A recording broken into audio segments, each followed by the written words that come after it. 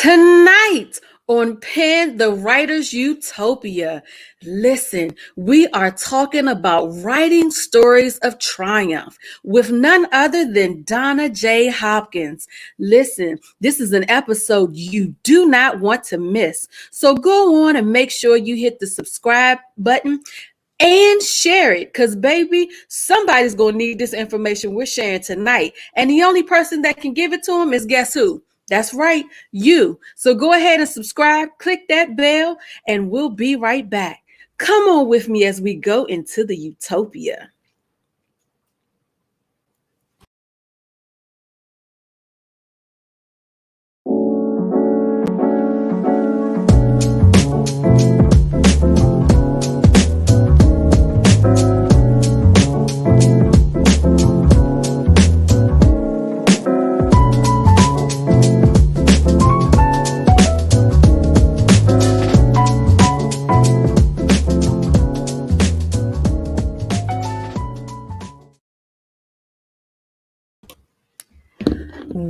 Welcome to Pen the Writer's Utopia. Listen, I am so excited tonight. For the last few weeks, we have had some amazing writers grace us with their presence in the utopia, right? And I'm not going to disappoint tonight because I have an amazing and phenomenal woman. She's a sports reporter. She is a author, and baby, she got some more stuff she's adding to her title as well. Why don't we find out more about Donna Hopkins, the author of Getting to the Other Side of Victory. Come on and help me give a warm welcome to Miss Donna Hopkins. Hey everybody. Hey, Lynn Tate. It is outstanding to be joining you once again. So I'm excited about tonight because it's going to be good. I just believe that. I know it will, but listen, you know what I did? I forgot to tell everybody, or maybe I did, but I'm going to say it again. This is one of my favorite people, y'all. One of my favorite people. And I'm excited to have her with us tonight because listen, what you guys don't know is when I was writing my book, Recognizing the Real Me, she was writing her book, Getting to the Other Side of Victory. We were pretty much writing buddies and getting our books done. And so I'm excited to have you here. And I could say excited all night long, but I'm not going to keep doing that, right? What I want you to do is tell our viewers a little bit about you. Yeah, I'm originally from Oak Hill, West Virginia. Go West Virginia. And I moved to the Washington, D.C. area after I finished college, which I went to college on a basketball and track scholarship. I'm a true athlete. That's for sure. And She's not lying. I tell people that I'm the most competitive person ever. But yes. I went to school and majored in broadcasting. And then I ended up coming to the Washington, D.C. metropolitan area where I've been here for probably close to 30 years. And got into broadcasting, working in covering the Washington football team among some college and then track and field and so forth. So I stayed true to my passion. But the amazing thing about staying true to your passion, you just never know what is on the horizon that you didn't even see coming your way. Yes, absolutely. And listen, you've had some major great things come your way, some things that look like a setup, but it only set you up for a greater comeback. And so let's get into the book, Getting to the Other Side of Victory. So what inspired you to write your first book? Yeah, I went through some unforeseeable medical, as I call them, disasters, being a cancer survivor, two-time breast cancer survivor. And then in 2010, that's what birthed the book forward, is going through a medical, as I call it, misfortune, went into the hospital for what was supposed to be 5 days at max to have a simple surgery. But is any surgery simple? No. but ended up in the hospital for 2.5 months, 6 surgeries later, the amputation of my lower leg, almost dying. And the book was birthed out of that. Um, and like I said, I never saw myself as a writer. And if you knew my story, you would be looking at me like, she wrote this book. And I kind of like pinch myself at times because when I looked at writing that book, I was like, it's no way. But God birthed that book while I was in the hospital in 2010, to allow people to know how to get to the other side of what they've gone through. And I've always thought about, other inspirational books that people write. Those are the ones that allow people to get through some of life's darkest times. Yeah. To let them know. So the book, I'm excited about the book for so many reasons, not just because I came through a difficult situation and God birthed that book, but just the fact that if you knew my story, and if I could just share this a little bit, growing up, two things were challenging for me: reading and writing. Two of the things that are key in speaking in the broadcasting arena that I'm in, and also Yes. writing the book. Mm-hmm. So Right. I'm a testimony that it doesn't matter about what you went through, your handicaps, I call them, your challenges, that you too can write a book, because I just believe a story is in everybody. It just may Yeah. not be my story, but I just believe that people have gone through so many things that all they need to do is just start writing. I love that. I love that. And I even love that you brought out the fact that you did have challenges with reading and writing. And that's big because there are some people who may be watching us right now that's like, oh, I'm not a writer, or I can't write a book. Do you know challenges I have? Matter of fact, I have had clients that have come to me and said just that, like, I'm not a writer. But then as we work together, they begin to see that they did have that story within them. And even though they may not have been the writer that they thought they should be, they still were able to bring forth that story, and it's impacting and doing great. So I'm glad that you encourage people and that you got over the fear of not being a good writer or what would sound like. That's amazing and big. And I hope that encourages you guys that are watching that may be struggling with just that. You Now, know what, Donna, Lynn Tate, I'm let me sorry, just go share ahead. this right quick. You just have to have someone that speaks life back into your situation or life into you. Because I can remember going through this challenge throughout high school, throughout college, after college. But I moved to the Washington metropolitan area and I decided to do something about it. I went to a reading institute and got kind of like critiqued, and I ended up getting a speech and a writing coach and a reading coach.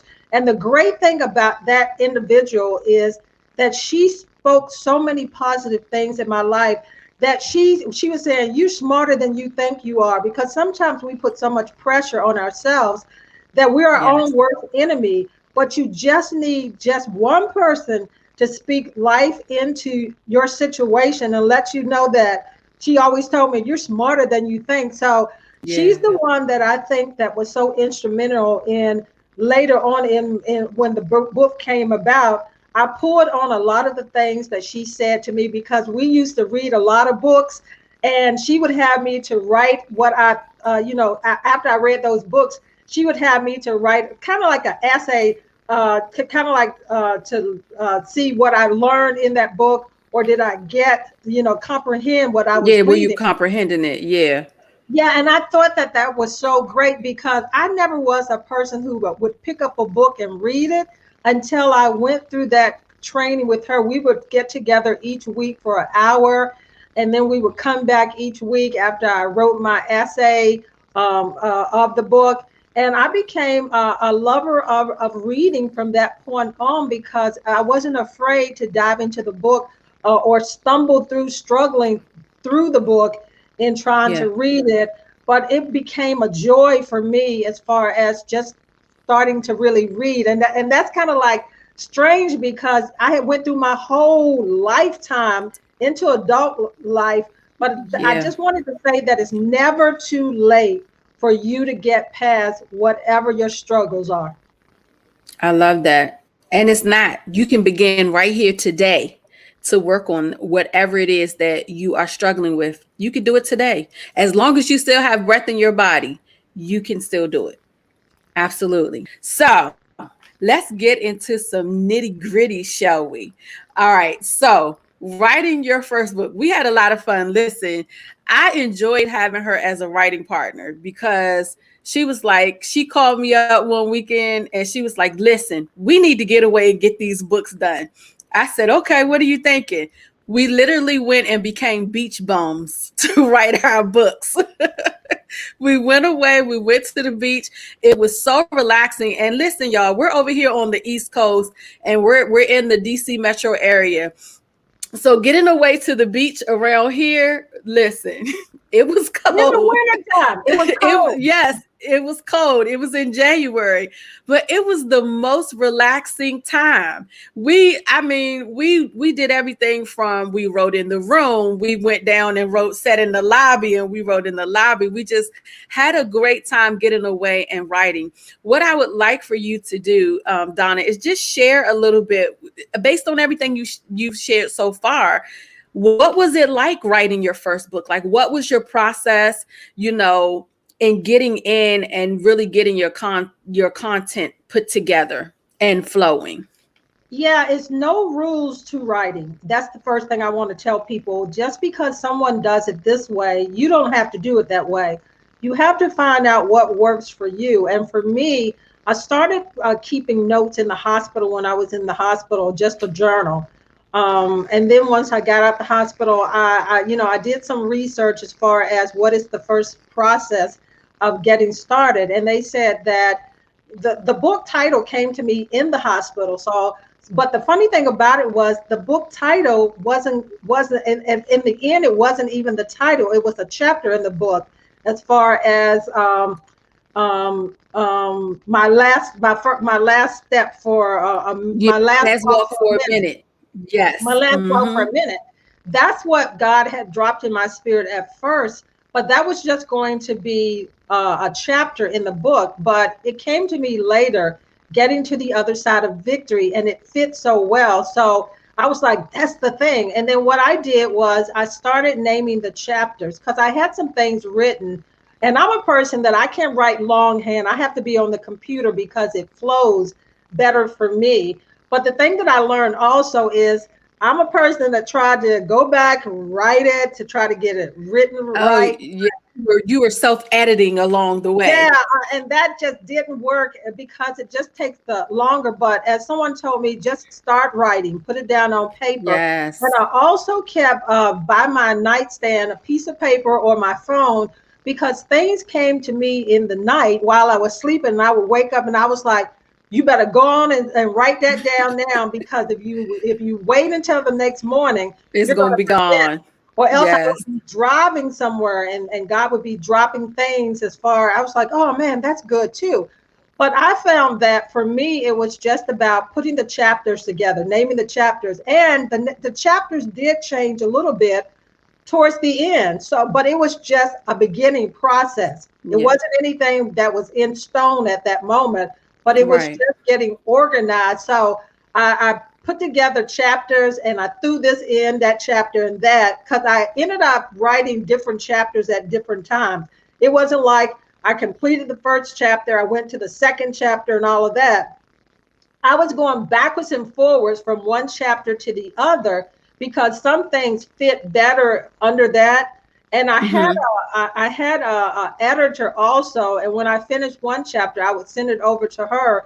And it's important to have various editors when you're going through this. And not only that, it's good to get and I told you I'm not good as far as spelling and all that stuff. So I ended up investing. It's good to invest in things that you need. So I invested in Grammarly. It helps you.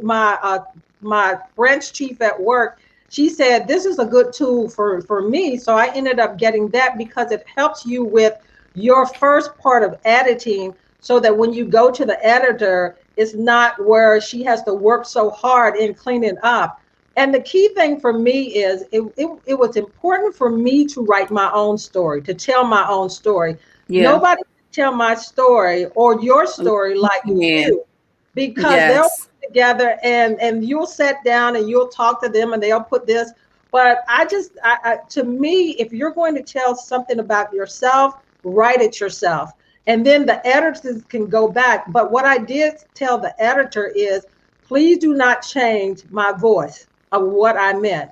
You can clean up some things, but don't change, as far as the contents of what I wanted to say. And for me, writing that book, I can't write at home, and I live by myself, but it was too quiet. I mean, I needed that noise, and I mean, I even if I'm, remember that you were like, I'm at a coffee shop right now. yeah, I'm I like, what are mean, you doing? Oh, I had to get out and go to the coffee shop to write. I'm telling you, the coffee shop was my best friend, because I ended up going in there, and no matter who was coming through the door, and people would be by you and the noise would be there, I was like in my own private world where I was Yeah. flowing. It was almost like I was flowing with my writing. I would go to the libraries, and then what, like Lynn Tate said, is that we were at the final stages of completing the book, and I couldn't even stay in the room really, because I needed to be No. down in the lobby where the noise was. And I mean, I She was, was like, I'm out. I'm like, where you going? She said, I gotta go sit in the lobby. And literally, it was a band playing in the lobby. Like they had the lobby and the hotel bar were like right there together. And so they had like karaoke. They would have a little house band come in, and she wanted to go right in the middle of all of that, which is amazing, by the way. Like some people love writing to music, which is great. I like writing to music.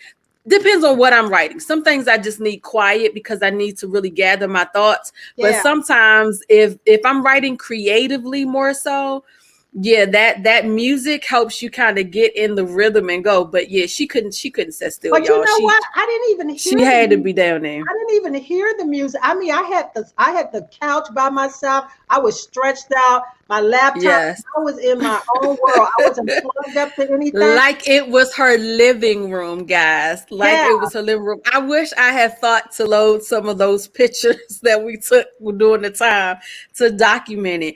But I want to go back and get something that you said really quickly. And I like that when you were talking about you had to find your own rhythm, about there being no rules. And at the end of the day, you do have to find the rhythm of what works for you to just get the story out.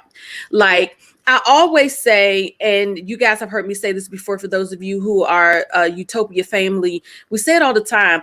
Just get the story out. The self-editing, it slows you down. Now, if you're doing a thing where today I'm going to write 10 pages and then tomorrow I'm going to go back and review, there are some people who are able to do that. But for those of you guys that are spending a lot of time going, you type a sentence and then you be like, oh wait, that didn't sound right. And then you go back and you say, well, wait, they didn't go together. And then the next thing you know, you just wrote like a half a page and then you done took yourself back and erased it all to start all over again.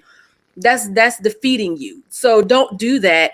But find your rhythm. And I like that you said you wrote out an order. Like it sounds like you did create some type of outline, or you had some type of outline in your mind of what chapters you wanted to write, but you went with the feeling of what was speaking to you at the time. And I love that you gave that as some advice, because that's real. Sometimes if you already know your outline, if you're an outline person and you've written it out, sometimes, scene number 2 is not talking to you, or chapter number 2 is not talking to you, but chapter number 10 is.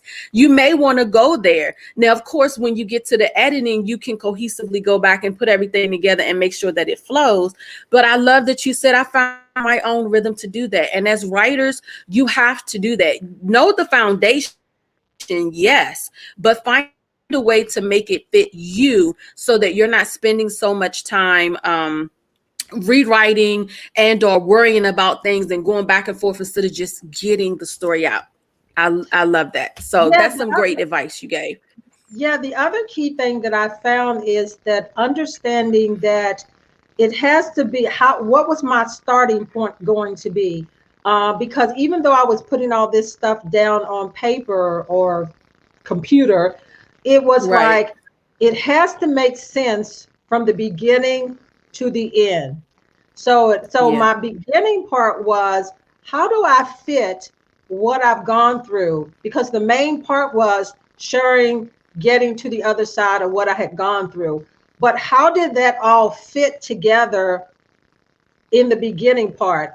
And so you really have to think about that. So I took a trip back home to West Virginia, because when I thought, and then when you sat down to think about some things in your life that you went through, I thought about as a child that I fell out the tree because my dad told me not to get on that limb, and I Yes. swung on the limb.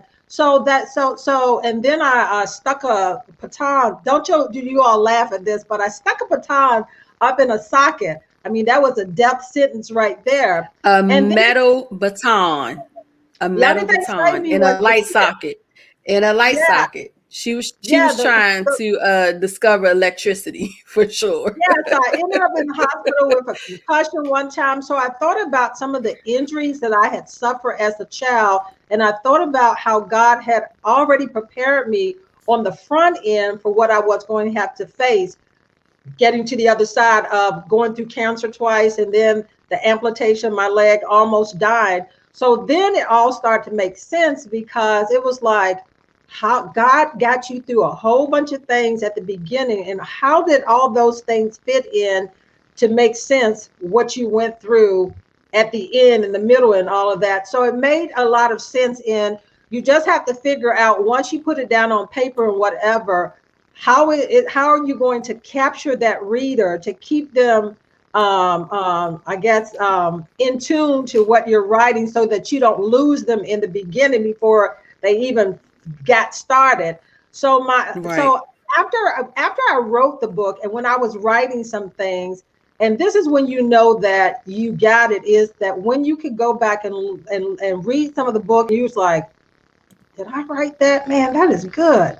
And you I have done start that so even, many times. Oh my goodness. or Where it's I like, say, who I wrote was like, that? did you write that? I was like, oh my Right. You're God, like, who wrote that? You was like, I oh, was I wrote that. fascinated.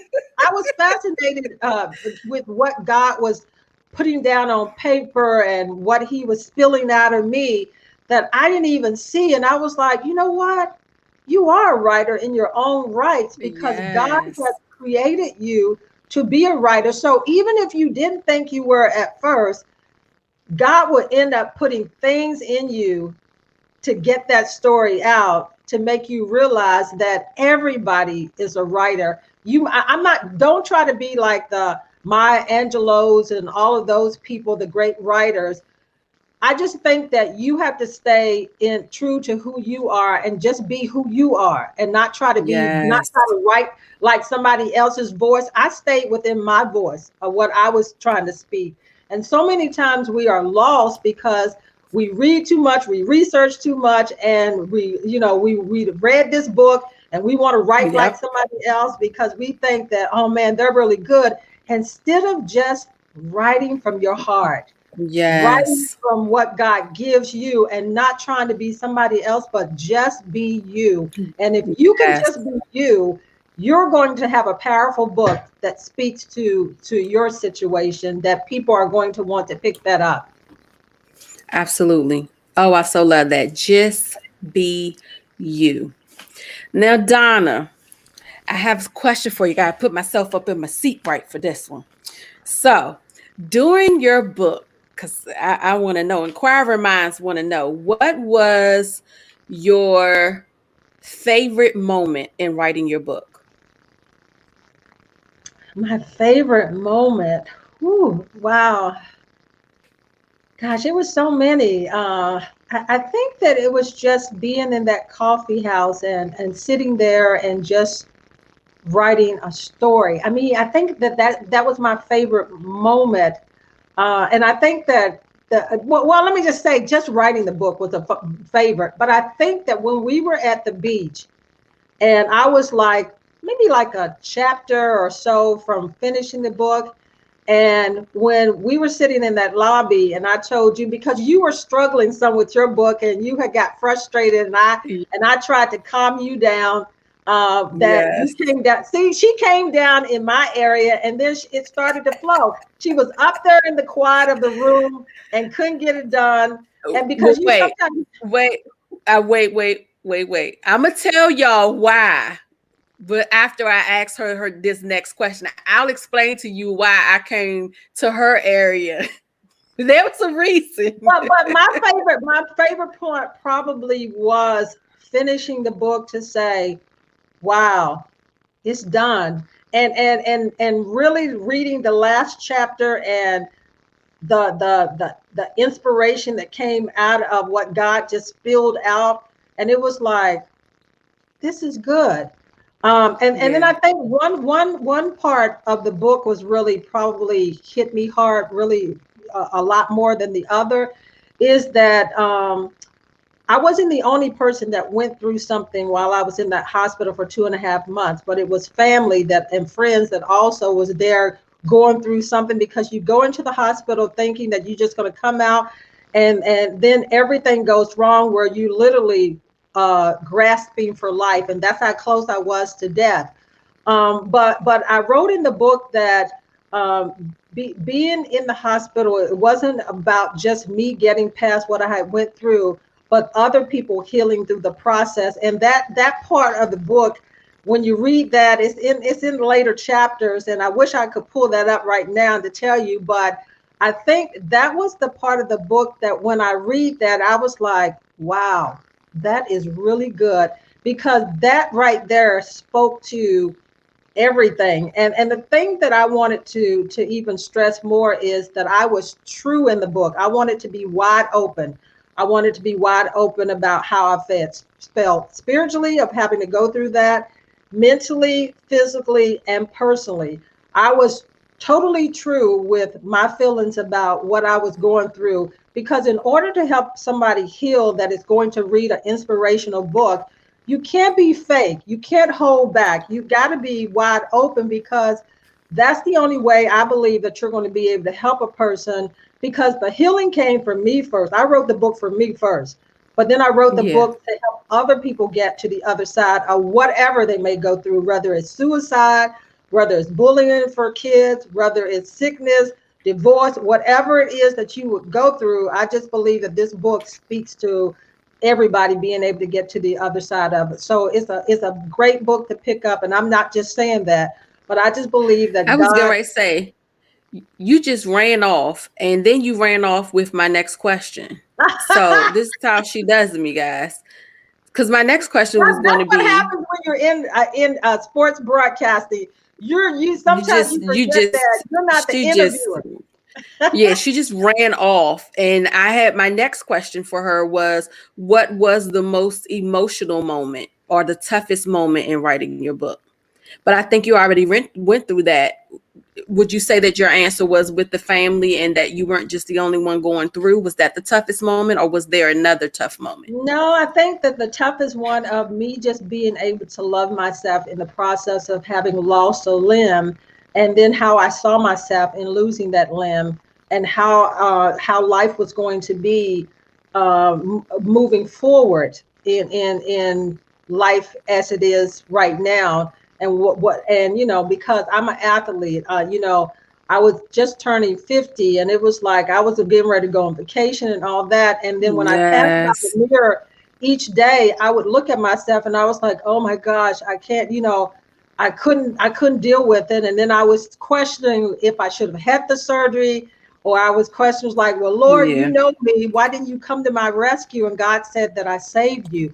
But I had to get to the point where I loved myself after that I was comfortable. And the most important thing, it wasn't about the person on the outside that I wanted to people to know, because sometimes we look at the physical part, and all of us are going to change physically as we get older. But I had to Right. deal with realizing that if it's the person inside that I wanted people to get to know. So it was the physical part for me at first, was the challenge of getting back on my feet, and how did life look moving forward. And what I had to do is say, one day at a time, 1 minute at a time. This is not a Yep. sprint race that you're used to running, This but is it's the a marathon. marathon. So it was Yes. almost like allowing myself to come back up for air after I had gone through all that, and not allow what I went through to be the thing that the anchor to keep me from Right. coming up again. And I didn't want to end up drowning in that. Right. And that's what I wanted to get to. So I told you, put a pin in it because I was going to come back and get what my issue was. So when we were writing our books, I was writing fiction. She was writing nonfiction. I was attached to my characters and what they were going through. And I was struggling because I was crying over what was happening to the characters as the story developed. And I was struggling with getting past what was actually occurring in their lives. I actually cried, y'all. I was emotionally attached to it. But even though I wrote nonfiction and I was attached to that, what Donna said is so true. And that is, when you're writing your book, especially if you're writing nonfiction and you're telling your own story, 9 times out of 10, you're going to go through a range of emotions. Okay. You're going to go through happy moments, just like she said, when she went back home and she visited and she remembered all of the things that she did as a child. Those things made her happy and it gave her happy memories. But then she also had to deal with the reality of, I'm writing my life and I'm writing about losing a limb. So while she's writing her story, she's mourning what she lost because she's reliving that moment and healing through it as she's writing. So I need you to know that when you're writing your story, you're going to have moments that you're on high, where you're happy. You may have moments that are challenging, but keep writing. Keep writing. You're going to go through a range of emotions, especially if you're writing a nonfiction story and you're writing about your life. It's going to be an array of emotions, but you got to keep going. So Just keep going. yeah, let Just me tell keep you this, that going. yeah, keep going, because you would want to, because of the pain, to close that up and say that's it. But the thing that I found that was interesting is that in when I was writing I was getting ready to say I lost some of my thought, but in writing the book, I didn't know what I had went through totally in that hospital, because most of the time I was out of it. And I had friends to go back and write about what took place, so that I can insert that into certain areas of the book. And when I read over their stuff, that was the first time that I really knew how close I was to death. So I sat here in my living room and just burst out into tears, because emotionally, for the first time, I saw through what they said of what I went through, Yeah. that whole time. So that was an emotional time for me, with reading over that part also. So the book was challenging in so many, like you said, in so many ways, because one day I'll be mad at God about, Lord, and then I'll be mad at the church, and then I would be mad at my decision to second guessing. Maybe I should have not had the surgery. But the thing about it is, once I started writing that book and completing it, healing came for me through the process of writing that. And Yeah. listening to so many other people. And then God started dropping. I'm a person that loves quotes too, because I put that at the beginning of my chapters and everything, quotes that spoke to the chapters. So Right. it was like a great time in the healing process that came through that. And the book, the thing about it is, I said that I didn't think I was a writer, but God keeps birthing new things into my existence that, I saw in myself too. I was like, wow, all the things that you went through in your life, and when you saw yourself as the struggles with the reading and all of that God just brought it back to saying you were more than you thought that you were. More than you So thought. yeah. So a lot of things came out of putting that book together, and even today it speaks to the life, because a friend of mine that I went to college with, she's going through a tough time. She said that she's read the book twice because it's been healing for her. And somebody asked me, "Did you see Wow. the book being what it has become?" And I said it was my hopes that beyond my healing, that other people who picked up the book that going through difficult times would be able to pull pieces out of that book that will speak to their life and letting them know that keep pushing forward, one step at a time, one victory at a time. And Yes. that's what I'm excited about. This book is that it's doing what God intended it to do, not what Donna intended it to do, but what But God what intended God, it to do. yes.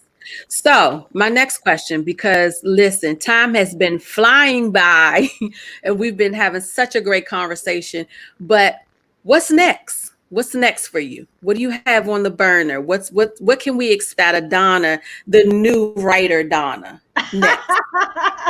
Well, but you know what? I'm excited because I thought that that was it, and I was just sitting back chilling. But God has dropped in to write. I've been writing a children's book, and it's a book that's going to speak to helping children to see themselves beyond. At the beginning, because sometimes we wait for kids to get to 10 and 12 where they're already developed. But I just believe that we can speak things into kids' lives from day one to tell them who they are as an Yes. individual. But this is the Yes. funny thing about it is I thought that God was taking me that way, but now he's kind of like rearranging me and taking me another way with that children's book. Um, Okay. and so from the children's book, I'm planning on, and God has already spoke this, is doing a short film. I'm for the film festival. I'm trying to do a Oh, short so film. you throwing your hat in the ring for a Yeah, I filmmaker. was trying to Okay. say it's not just the book, but it's also in the movie arena as far as a short story. So I've been working on that, and see, I'm a person that can play with graphics a little bit so that people know exactly where I'm trying to go. And then someone just spoke this, and they had said it before, is from the Getting to the Other Side of Victory, a movie coming from that book. And it may not be like right now, but it's going to be in God's timing. Yeah. Because somebody said, Taraji P. Henson, they said she can play yours. It's funny because people keep stopping me thinking I'm her. And I was like, no, it's not me. Uh, I said that I'm not Look her. at And so you. forth. But the thing about it is I can see that happening, but whatever it is God wants me to do, because I'll be driving as the vehicle, as they say, but God was like, we're going this way. But your So GPS tell you to go somewhere else. yeah, but the children's book is definitely coming. I thought it was going to come out last year, but God took me in a little different direction. And it's just basically setting down and refocusing and getting that done, and picking that graphic artist that can see what I'm seeing through For my life. head. Yeah. Because it's funny about it is I wish that I had been an artist, because I'm drawing the picture in my head. And that's the same thing with the book is I had already saw the title, I had already saw the book cover, and it was just getting there. And I'm one of those people that I'm hands on as far as I know that's not right. And you know it's right when you like, Yes. that's it. Yeah. She is. She sent me So so those many are a different couple of graphics things. and was like, what do you think about this? I tweaked this a little bit. What do you think about? I'm like, if you don't leave that graphic alone for a moment, that is not the important part. But no, I understand when you are putting together your work of art, you want to see it the way that you see it, the way the vision came to you. But this has been such a fantastic conversation. And I'm so glad that you were able to join me in the Utopia. And I hope that our viewers out there have enjoyed you too. If you've enjoyed Donna and her story and what she shared about writing the book, come on and give her a good hand clap in the comments. Go ahead and give us some hand claps to tell her that you really enjoyed her and to welcome her and thank her for her time tonight. One thing that I do want to say, shout out to those that joined the conversation. Alan over at Support Our Creatives, James Tate, really appreciate you. Lillian Gray, Linda Jackson, thank you guys so much for joining the conversation in the comments. We truly, truly appreciate you. Now, one last thing that I want to do, well, two last things before we go. I know we over time, but I thank you guys for hanging with us. So, Donna, where can people get your book that if they want to purchase a copy of your book? You can get it on Amazon, of course. Go there, or else if you want an autographed copy, you can go to Donna J. Hopkins. and get it there, and get to the other side of victory, I always say. But T. Lynn Tate, I just want to also say thank you for this platform that you put forward to allow old and new authors to come forward, in talking about their work, but even more so for newcomers that want to get into writing or to write that story, write that book. And you've given them a platform to let everybody know that, look, it's a book that can be birthed out of everybody. You just have to put, as they say, Yes. the pen to the paper. The pen to the paper, Or baby. your fingers to the keyboard. Right. Well, I am so, so grateful for you joining us, and thank you so much. I'm glad that I was able to, that I am able to provide a platform for writers to encourage newcomers, to inspire those that are already writing, and to connect those as well that are already in the industry. I certainly hope that you are getting what you need in each episode of Pinned. Make sure that you guys go on over to DonnaJHopkins.com, grab you a copy of Getting to the Other Side of Victory. I promise you, it's going to bless your life, okay? Now, Donna, real quick, leave us with one nugget that you learned from writing your book that you want to make sure those that are watching carry away with them. One golden nugget of wisdom. Oh wow. It's so many. No matter what you go through in life, it doesn't have to be the thing that keeps you from coming up again. That you have what it takes to rise above whatever you have gone through. And if they go over T. Lynn Tate to my website too, I've got some key nuggets there. It's so many that I want to leave to them, but that it's a winner in all of us. That's the key thing that I want to even say, even more so, that it's not always about winning for yourselves, and I constantly say that, but it's about helping other people who win to win also. So it's not about always winning for yourself, but helping other people win. Absolutely. Listen, that was the golden nugget of wisdom. She's dropped so many nuggets along the way. I hope you guys have had your pen and paper, or that you got your photograph memory that can remember words. Look, photographic that remember words. Listen, make sure that you get those nuggets. Now that you have those nuggets, you know what I want you to do? I want you to go write something great. Thank you so much, Donna Hopkins, for joining me tonight. I certainly appreciate you. Listen, I'm going to go ahead and let the cat out the bag. For those of you who don't know, the reason why she's one of my favorite people, y'all, is because she's my auntie. Yes, she's my auntie, and she's known me my whole life, okay? And I'm super excited that I was able to be on this journey with her, and that we are still creating some greatness together. Listen, you all go take those nuggets, write something great. I look forward to seeing you guys again next in the Utopia. You know we'll have someone else great. So tune on in next week, 8 p.m. on Tuesday. Love you guys, and you have a fantastic night. Bye now.